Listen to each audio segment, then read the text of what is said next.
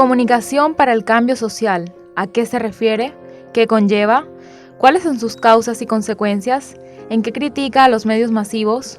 ¿Cómo puede relacionarse con los postulados que tratan temas como las esferas públicas y privadas, la igualdad, la libertad, respeto por las opiniones y expresiones en todas sus fronteras? ¿En qué aporta a los signos? Es un tema muy complejo. No obstante, a continuación, en este recorrido se tratará de dar respuesta a todos estos interrogantes a través de un creativo análisis de la comunicación para el cambio social, aplicado a la película ganadora del Oscar, Globo de Oro y BAFTA en el 2011 a Mejor Actriz de Reparto. A continuación, presentaremos la primera sección dedicada al análisis de Criadas y Señoras desde la perspectiva de la teoría crítica.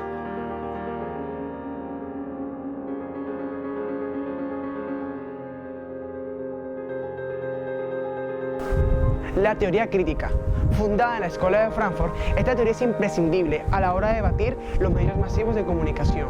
Sin embargo, el tema que tratarse no es lo mediático, sino en cómo la teoría crítica puede dar un análisis coherente con todos los temas de exclusión de la película Criadas y Señoras. Ahora bien, Criadas y Señoras es una película del año 2011 que narra las vivencias de los Estados Unidos racistas de los años 60 y de las brechas tanto raciales como sociales que esto conlleva. A través del papel de dos mujeres negras que trabajan para familias blancas, la película nos muestra cómo estas primeras tienen que trabajar duramente para conseguir un sueldo que no les cubre para ni salario mínimo, la educación y los servicios sociales. Y para el colmo, no pueden usar el baño de las residencias porque creen que pueden transmitir enfermedades. ¿Es esto discriminación, opresión, aislamiento al otro acaso? La teoría crítica puede darnos una respuesta a todo, y es que es todo juntado, pero en un contexto donde las esferas públicas, donde la igualdad y la participación cuentan por igual, es aplastada totalmente por un poder totalitarista y un sistema dominante y dominado, algo que la teoría crítica, valga la redundancia, critica demasiado. Entonces, ¿cómo puede la teoría crítica cambiar la situación de la película de Criadas y Señoras? Pues sencillamente a través de la siguiente forma: desde que las viviendas resalten entre el montón, de que no se dejen llevar por los prejuicios de su época, y sobre todo, es algo que se demostró en el libro Historias Cruzadas, que es una recopilación de experiencias que ellas mismas vivieron en las familias de Casas Blancas.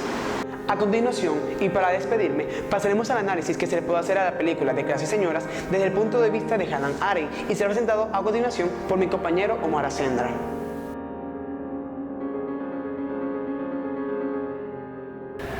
En el primer postulado se abordará lo siguiente: de cómo analizar la exclusión racial desde la perspectiva amplia de Hannah Arendt, sin descartar casos actuales como por ejemplo la supuesta ideología de género, personas con VIH u otras enfermedades y la comunidad LGBTQIA.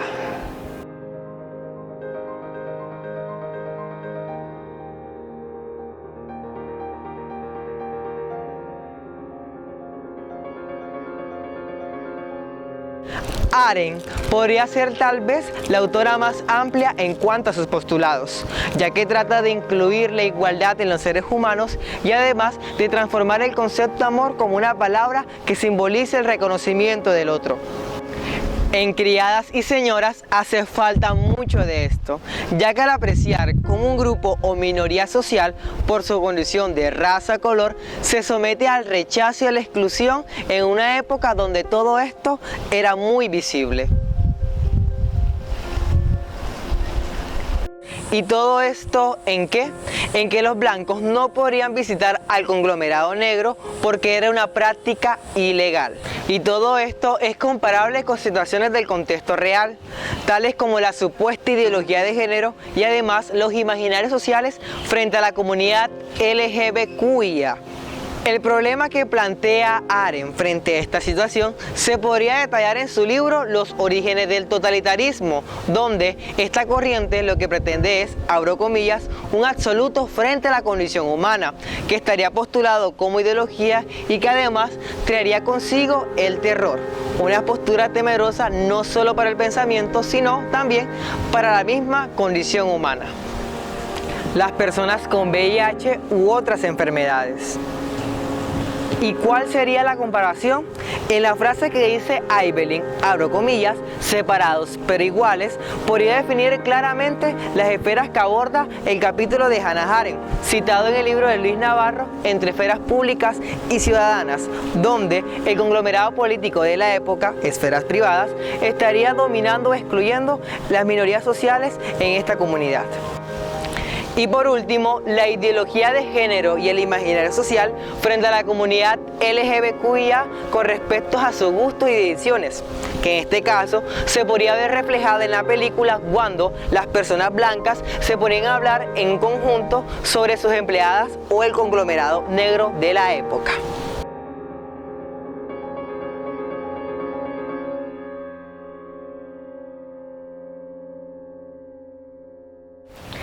El postulado de Arendt podría resultar el más hermoso al dar un nuevo concepto de amor que se pueda aplicar en la película Criadas y Señoras y además en la unificación de dos comunidades en conflicto.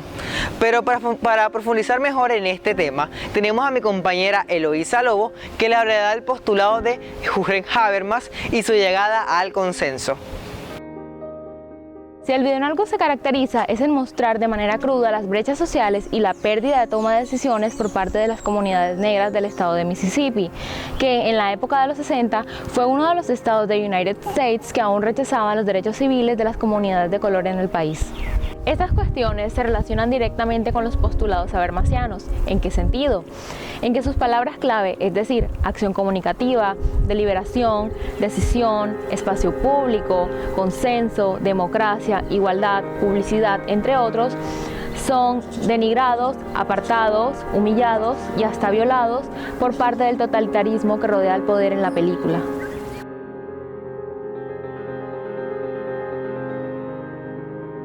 Desde el punto de vista habermasiano y fusionado con las diferentes aplicaciones de la comunicación para el cambio social, el filme Criadas y Señoras sirve de ejemplo de cómo los seres humanos con el paso del tiempo han ido evolucionando hacia lo que Habermas denomina un espacio público donde gobierne la democracia deliberativa, la igualdad y todas las acciones comunicativas sean tenidas en cuenta en el poder político.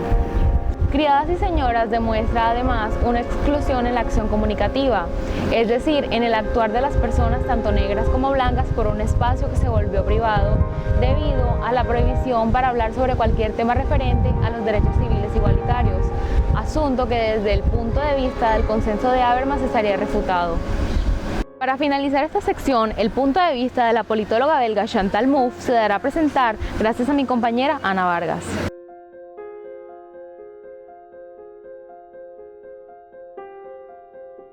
Para comenzar, es necesario saber dos cosas importantes para poder hacer el análisis entre los postulados de Mouffe y la película de Criadas y Señoras. En primer lugar, cabe resaltar que la politóloga belga cree que el ser humano siempre estará en conflicto y por otro lado que la película muestra lo que ella más critica, que es el sistema de amigo-enemigo, es decir, el antagonismo.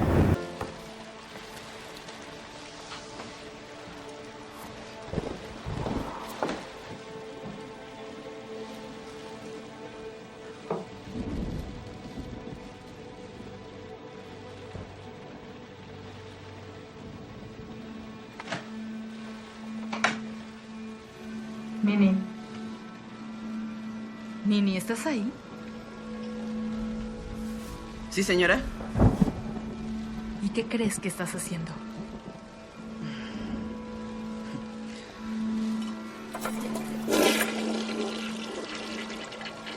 ¡Sal de mi baño!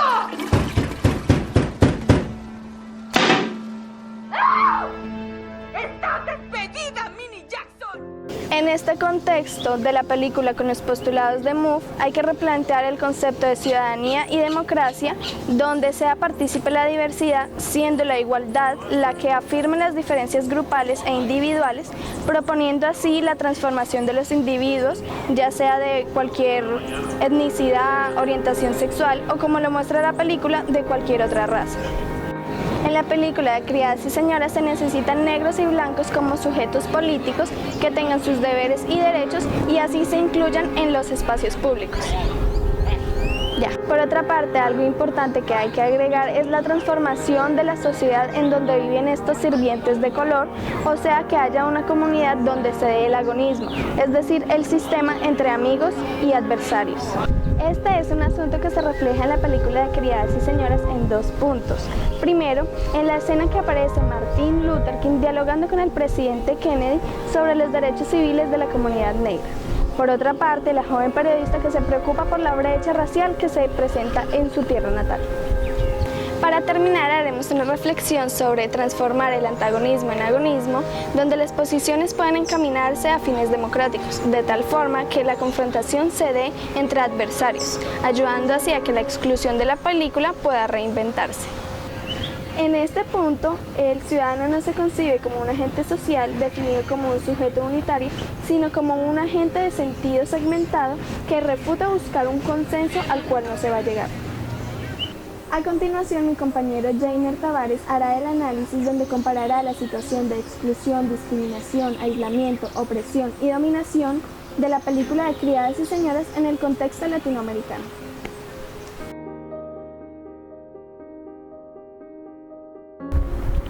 A lo largo de la historia de la humanidad, las personas, a través de su comportamiento, han optado por obrar de mal y buena fe. Esto ha de verse en Criadas y Señoras, donde selectas personas por su condición social y costumbres de la época pasan por encima de los que consideran inferiores. O sea, que a personas por su simple color de piel son sometidas a insultos, desprecios y ocupaciones laborales que se considerarían intolerables. Entonces, basándonos en todo lo dicho, ¿se podría comparar este tipo de maltrato con los millares de exclusión en América Latina? ¿De qué manera? ¿Hay coincidencia o será realidad dura y pura? Estén atentos a esta sección, pero antes quisiera que vieran tal vez la escena más cruel de Criadas y Señoras. Basándonos en todo lo dicho, ¿se podría comparar este tipo de maltrato con los millares de tipos de exclusión en América Latina? ¿De qué manera? ¿Hay coincidencia o será realidad pura y dura? Estén atentos a esta sección, pero antes quisieran que vieran tal vez la escena más cruel del film Criadas y Señoras.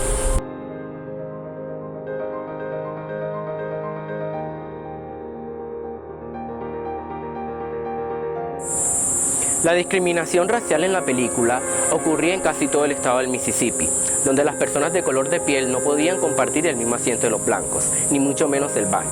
No podían tocarlos ni hablarles, eran considerados personas de raza impura.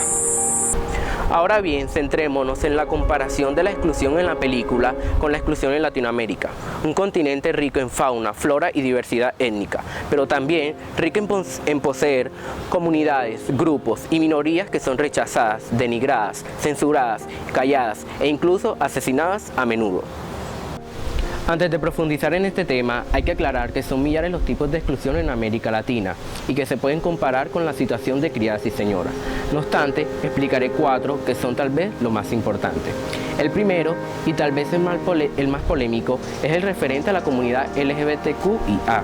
Personas que, al igual que cualquier hispano, merecen tener respeto y espacio dentro de una vida social. Estas minorías, tanto individual como grupalmente, son discriminadas por el simple hecho de tener preferencias sexuales hacia su mismo sexo. ¿Pero quién causa esto? Por un lado tenemos a la misma sociedad que, basándose en la costumbre de un continente absolutamente católico, cree que realizando este tipo de prácticas van en contra de los mandatos y enseñanzas cristianas. Y por otro lado a los mismos gobiernos que, entre una mezcolanza conservadora y liberal, alegan unos que la orientación sexual puede definirse de diferentes maneras y otros que van en contra de la gente de bien. Otra minoría que se ha visto afectada ante este tipo de exclusión es la comunidad de desmovilizados y desplazados que se hallan en el país colombiano, las cuales han sufrido por más de medio siglo el conflicto entre grupos armados ilegales contra el gobierno. Entonces, si hay víctimas del conflicto armado, ¿quién los discrimina? La respuesta es la más cruel, la misma sociedad colombiana, la cual, a causa de tantas guerras que ha vivido el país, temen que personas que hayan pertenecido a este grupo convivan con ellos, debido a que creen que tienen instinto de secuestrar, matar y extorsionar, cuando en la mayoría quieren volver a iniciar una nueva vida.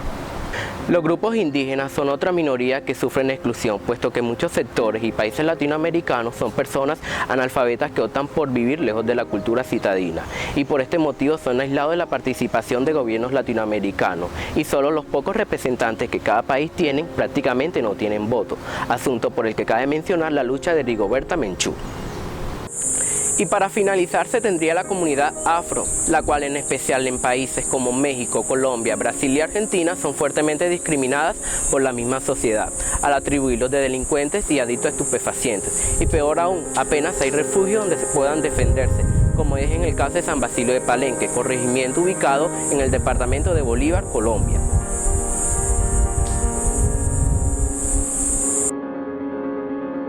Finalmente, se puede concluir que en Latinoamérica es muy difícil que la exclusión, discriminación, rechazo y el irrespeto acabe, pues debido a que factores principalmente sociales, culturales, económicos, religiosos y sobre todo intelectuales, es una tradición que se ha venido llevando desde décadas de generación y que seguirá implementando en las venideras, como lo expresa Criadas y Señoras, donde Minnie, una de las sirvientas protagonistas, dice: para que criar hijos blancos si al igual ellos seguirán iguales a sus padres. A continuación, Camila Arango dará apertura a la anteúltima sección.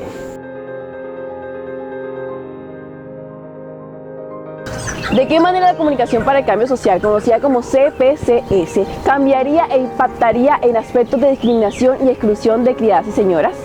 ¿Acaso se puede lograr en un caso hipotético? ¿En qué se apoyaría para lograr este imaginario? Estas y más preguntas se resolverán aquí, en esa misma sección.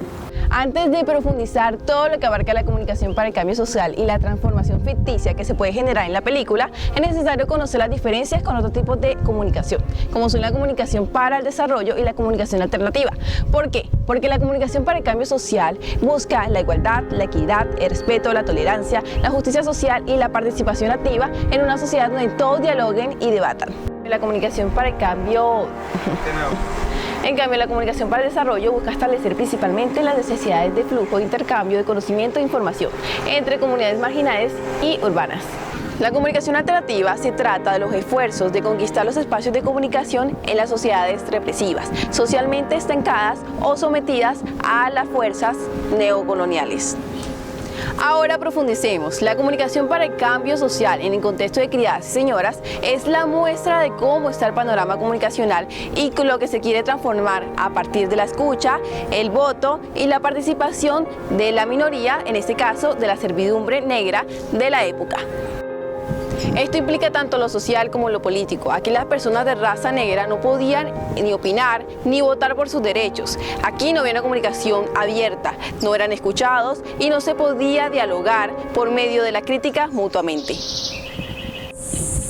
En sí, la comunicación para el cambio social en criadas y señoras, hablando hipotéticamente, es cambiar el concepto que se tiene de la sociedad de Mississippi y dejar de estereotipar, como por ejemplo, cuando se decía que los negros tenían enfermedades que los blancos no.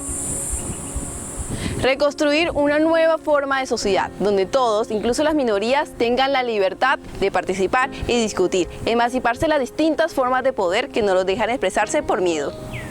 En otras palabras, ser capaz de razonar y criticar con el otro como ser igual. Con la discriminación racial como simbología principal, la comunicación para el cambio social puede actuar desde este aspecto. La comunicación para el cambio social conlleva la igualdad que da paso a escuchar al otro y reconocerlo como otro ser humano. De aquí parte todo lo que se ha dicho anteriormente. Por último, y para despedirme, mi compañero Juan Carlos les hablará sobre toda la semiótica que se encuentra en Criadas y Señoras. ¿Qué es semiología? ¿Qué es un signo? Puede vincularse críticamente la semiología con temas como el poder totalitarista, la exclusión, la negación de reconocimiento del otro como igual y libre, la tolerancia y, en especial, con la inferioridad democrática que tanto caracteriza a Criadas y Señoras. ¿Cuál es la simbología del filme? ¿Es que acaso pueden compararse los estereotipos femeninos mostrados en la película con los estereotipos de la mujer actual? Con la semiótica aplicada a la comunicación para el cambio social, a esos y otros interrogantes se le darán respuesta a continuación.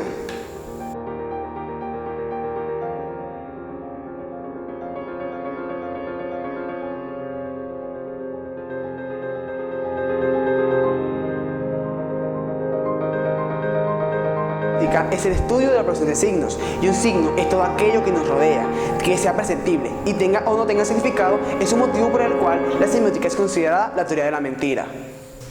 Ahora bien, ¿cómo puede este término, que produce signos, vincularse directamente con los temas de criadas y señoras? Temas como, principalmente, la negación y exclusión del otro, pues de la siguiente manera, en que todos esos conceptos representan la simbología de la película. Y entonces, ¿cuál es la simbología de la película? Pues el siguiente, en que su trama, su mensaje, su moraleja, lo que hace que tenga una trama digna de admirar, es precisamente la denigración, humillación y rechazo que sufren las comunidades negras en Estados Unidos, además del poder totalitarista de las comunidades blancas. Y es precisamente eso, la simbología de Criadas y Señoras, lo que hace que cualquier persona o cualquier espectador quiera ir a verla. Por otra parte, hay un asunto que la película tiene y que se puede comparar con una situación que se vive actualmente y que es prácticamente la denigración, estereotipos y humillación de la mujer. ¿Por qué y cómo? Por el simple motivo de la humillación y denigración. Y para dar un ejemplo, tenemos a Minnie, una de las invitadas de la película de Criadas y Señoras, la cual es maltratada por su esposo, sus parientes, sus residentes y su misma comunidad. ¿Por qué puse de ejemplo a Minnie? Porque ella representa principalmente la mercadotecnia de los actuales medios masivos de comunicación respecto a los estereotipos de la mujer. La semiótica es un concepto que se puede abarcar mucho más hondo en la película de Criadas y Señoras. Sin embargo, a lo largo de todo este video se le pudo dar una aproximación casi completa junto a todas sus secciones. A continuación, pondremos fin a este video con su conclusión final. La semiótica es un concepto que se puede abarcar mucho más hondo en Criadas y Señoras. Sin embargo, a lo largo de todo este video se le pudo dar una aproximación casi completa junto a todas las secciones. A continuación, pondremos fin a este video con su conclusión final.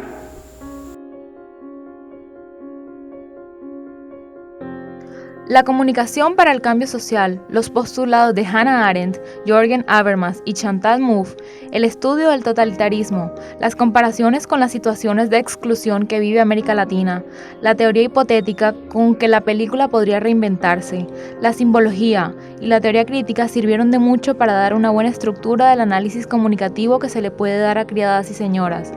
Sin embargo, aún quedaron puntos por explorar. Pero se espera que con este video muchos aspectos que se hayan podido saber explicar.